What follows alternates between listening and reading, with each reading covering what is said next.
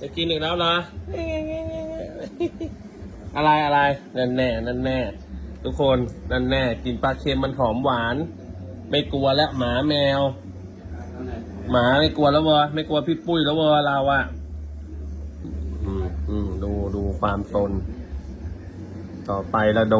นไม่เลี้ยวดื้อโดนไม่เลี้ยวขาสั้นนะยังกระโดดดูสิเอาโอ้ยลูกไม่ต้องร้อง มันขึ้นไม่ได้ลูกดื้อจังเลยเนี่ยหยิบตัวผิดมาหรือเปล่าเนี่ยฮะหยิบตัวผิดมาเปล่าทำไมดื้อจังเลยอ่ะแล้วลูก ถุงเงินตายห่าแล้วเดี๋ยวจะเจอกันนะคะคนขายนะคะเนี่ยหลอกลวงผู้บริโภคตอนซื้อมาบอกว่าอะไรเนี่ยมันกินมันเกิ้ลอะไรพันอะไรไม่ใช่ค่ะอันนี้มันพันเลบานอนนะคะเนี่ย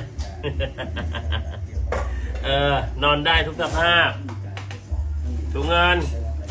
เข้าบ้านเลยไปลูกยุงกัดไปเลยเร็วๆ อันนี้มันนอนหรือมันตายทุกคนนางนอนได้ทุกที่ทุกทางจริงๆดูเนี่ยเตะใต้โต๊ะกับข้าวนะ ตะกิดดิยังมีลมหายใจไหมขอดูหน่อยดิอะไรมันจะนอนง่ายอย่างนี้ล่ะเอา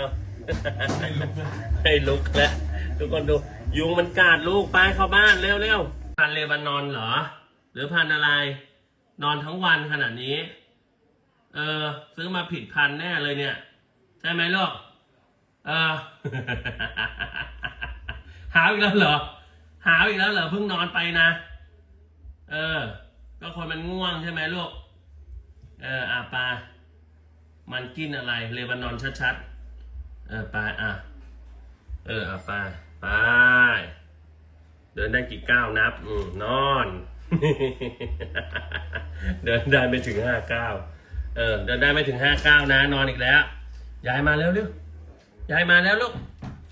ยายมาแล้วเล่นกับแม่ไหมเล่นกับแม่ไหมนอนโอ้โหนอนตลอดเวลาพันเลบานอนเอาแล้วยายพาไปแล้วโวยวายใส่ยายเลยอุ้มหนูทำไมบอกยายเจ๊ไม่ต้องอุ้มไม่อุ้มเหรอไม่ต้องมาอุ้มนะบอกยายเลยไม่ให้ยายอุ้มเหรอไม่ให้อุ้มไปนอนกันดีฝ่าไปนอนยายนะไปลูกไป